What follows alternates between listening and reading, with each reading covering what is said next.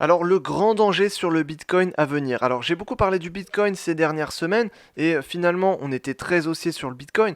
Mais sur le Bitcoin, ce qu'il ne faut pas oublier, c'est qu'il y a un grand danger. Et ce grand danger peut peut-être faire en sorte que des milliers de personnes risquent de perdre leur argent sur cet actif. Donc il faut vraiment faire attention avec le Bitcoin. C'est un actif qui explose. Il y a énormément d'opportunités. On peut faire beaucoup d'argent avec.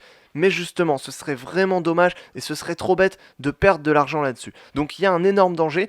Et il y a vraiment quelque chose qu'il ne faut pas oublier sur le Bitcoin et qu'il faut savoir avant d'investir. Donc ce qu'il y a, c'est que sur le Bitcoin, en 2020, on a fait 315%. Donc 315% sur un actif financier, sur le Bitcoin, forcément ça fait rêver. Forcément c'est une performance qui est énorme, c'est une performance qui est vraiment intéressante. Ça veut dire que concrètement, tu avais mis 1 euro sur le Bitcoin en début 2020 et tu aurais eu 315 euros fin 2020. C'est énorme et tu fais 315% juste en achetant un actif et en attendant un an. Donc forcément ça fait rêver, forcément c'est une performance de fou et forcément beaucoup de personnes se disent forcément ça monte, on a envie d'investir, on a envie d'en acheter pour profiter aussi de cette performance. Et je te comprends, moi aussi j'en ai acheté et j'ai aussi profité de ces performances et j'espère que c'était le cas aussi pour toi. Mais il y a aussi quelque chose qu'il faut pas oublier sur le Bitcoin et justement on va en parler. Il y a quelque chose qu'il faut pas oublier et ça peut vraiment faire en sorte et transformer justement le fait que 315% c'est énorme, forcément on gagne de l'argent avec ça, mais pourtant il y a des personnes qui perdent de l'argent et il y a sûrement des personnes qui vont perdre beaucoup d'argent sur le Bitcoin.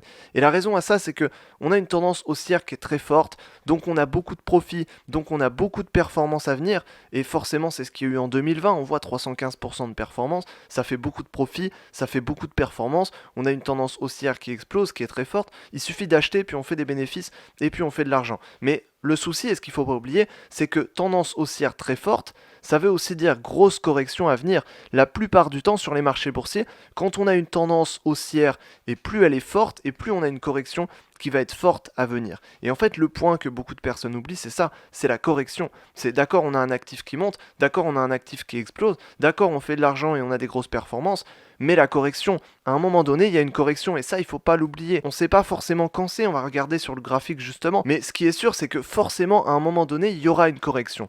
Et le problème, c'est que quand on débute, on veut se lancer sur des actifs comme ça parce qu'on se dit que c'est performant. Bien sûr, c'est performant et bien sûr, on fait de l'argent. Mais finalement, c'est les actifs qui sont les plus difficiles à trader parce qu'au moment où il y a la correction, c'est là qu'on peut se faire avoir. Et je me rappelle en 2017, il y a beaucoup de personnes qui s'étaient lancées dans le Bitcoin, qui se disaient on va acheter du Bitcoin, des gens qui connaissaient rien au marché financier, qui connaissaient rien à la bourse, d'où le fait que c'est important de s'y connaître parce que ces personnes-là, elles y connaissaient rien, elles ont acheté du Bitcoin.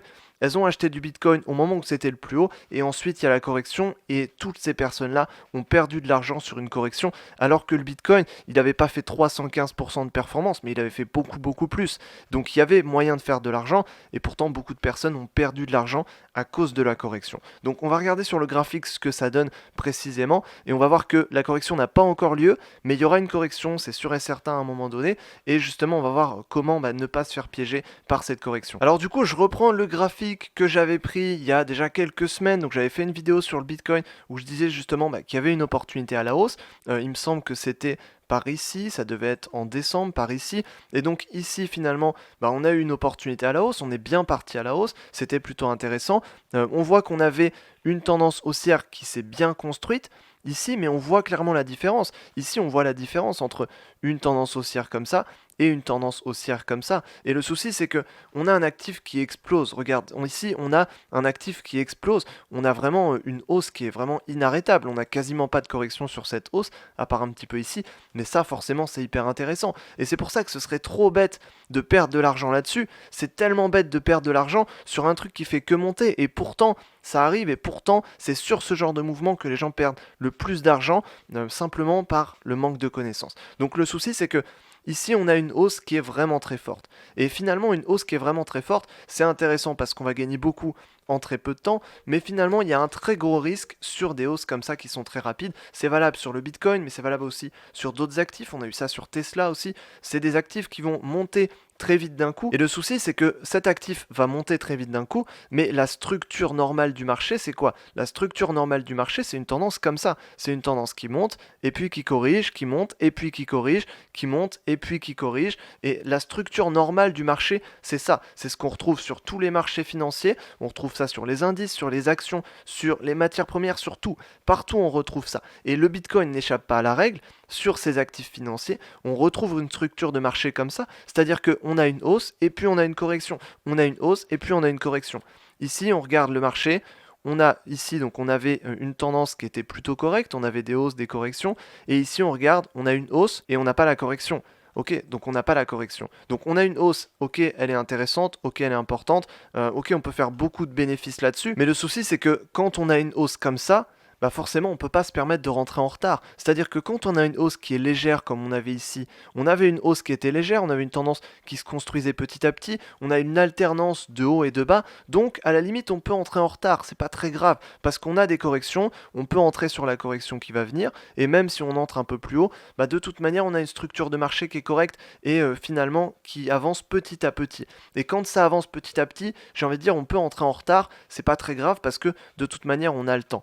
Par contre, quand on a un marché comme ça, là je déconseille de rentrer en retard. Le souci c'est que en retard, bah, c'est à partir du moment où le marché ralentit. Et là ce qu'on voit c'est que d'après l'analyse qu'on avait faite, ici on avait 24 000, on avait clôturé au-dessus et on avait franchi le niveau de résistance. Ici ensuite on a 30 000, on a vraiment clôturé au-dessus des 30 000 et ici on est parti carrément sur 35 000, donc on s'est un petit peu arrêté ici sur 35 000, on a corrigé très légèrement, si encore on peut considérer ça comme une correction parce que c'est plus une mèche. Cette mèche elle voulait clairement dire ok, on corrige, on descend ici, et puis ensuite on repart et on repart encore plus haut parce que c'est une mèche. Ça veut dire simplement que le prix est descendu jusqu'ici, mais qu'ensuite il est remonté, il est reparti encore plus haut. Et donc on est parti sur 40 000. Et d'ailleurs cette mèche, il faut faire attention parce que cette mèche, c'est le genre de mèche qui vient taper ton stop ici. C'est-à-dire que si tu es entré ici, par exemple tu es entré à 33 000, tu mets un stop ici, et bam, tu te fais stop ici, tu sors sur le stop, et ensuite, donc tu sors en négatif, et ensuite le prix il continue à partir à la hausse. Donc là tu te fais avoir. Comment perdre de l'argent sur un truc qui fait que monter? Bah sur une mèche comme ça en fait. Et donc c'est tellement bête, mais pourtant avec la volatilité extrême qu'il y a, bah, on a des mèches comme ça qui sont énormes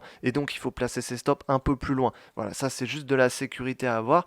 Et puis ensuite, on est monté encore plus, on a cassé les 35 000, on est arrivé sur 40 000 et là on commence peut-être à casser les 40 000. Donc on voit qu'on commençait à ralentir ici. Là on voit qu'on a un chandelier quand même avec deux mèches de chaque côté. Donc on voit que ça ralentit, ça commence à ralentir sur 40 000. Ici voilà, ça commence à ralentir sur 40 000. Là on voit un petit chandelier qui commence également à ralentir. Hein, ça, faut faire attention aussi. Ça c'est le genre de chandelier. C'est pas un chandelier qui nous indique plutôt une hausse. Ça c'est un chandelier qui nous indique plutôt une stagnation. Bon là il est pas fini, mais il devrait bientôt être fini. Et ça nous indique clairement plutôt une stagnation. Donc à voir. En tout cas, si ça repart à la hausse, bah, il y a encore du potentiel. Hein, j'ai envie de dire si on repart à la hausse, on peut carrément aller sur 50 000 et peut-être sur 60 000 et peut-être même plus haut. Mais il faut bien avoir conscience que plus on va haut, plus forcément on peut faire du bénéfice sur le court terme, mais plus on va haut, plus la correction elle va être violente, elle va être forte. C'est ça le problème. Et à partir d'un certain moment, bah peut-être que ça vaut le coup de plus entrer parce que le risque de correction, et si la correction est trop violente, ça vaut pas le coup parce que c'est trop risqué et on se fera sortir sur un stop. Donc je pense que voilà, à partir d'ici jusqu'à 30 000, jusqu'à même 35 000, ça pouvait être intéressant de rentrer ici. Ici, à 40 000, je suis pas sûr que ce soit intéressant de rentrer.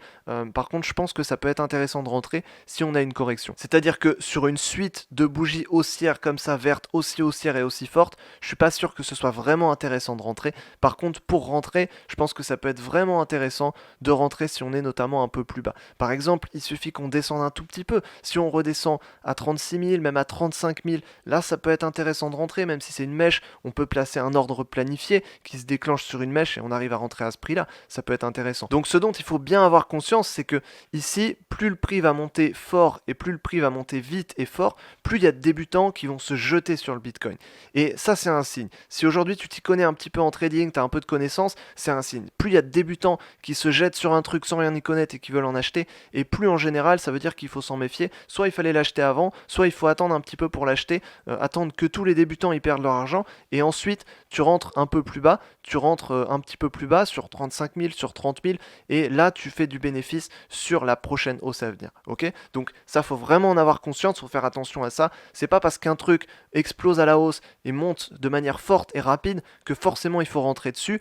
La plupart des gens vont se dire qu'il faut rentrer dessus, mais justement, il faut faire l'inverse. Si tu veux vraiment gagner, il faut faire l'inverse. Soit il fallait rentrer avant, ici il fallait rentrer à 25 000, à 30 000, soit il faut rentrer après, donc attendre une correction, ou alors attendre une cassure et une validation encore. Par exemple, les deux scénarios que je vois, c'est ici, si on a une stagnation sur 40 000, si le prix ici reste sur 40 000, stagne un petit peu, ici, voilà, potentiellement on va attendre, hein, si ça stagne, ça vaut pas le coup de rentrer. Par contre, si ça commence à exploser à la hausse et qu'on a une stagnation, suite à une stagnation, si on stagne et qu'ensuite on explose à la hausse, là peut-être que ça vaut le coup de rentrer. Ça dépend du signal, mais peut-être que ça vaut le coup de rentrer. Si on corrige et qu'on baisse un petit peu pour par exemple arriver sur ici 36 000, 35 000, 34 000 ou même 30 000 et qu'ensuite on commence soit à stagner sur ces niveaux, soit à possiblement peut-être repartir un petit peu à la hausse, là peut-être que ça peut être intéressant. Mais sur un truc qui fait que monter comme ça, je dirais plus on va avoir de bougies comme ça et moins ça va être une opportunité de rentrer. Et à l'inverse, plus il va y avoir de gens qui vont vouloir rentrer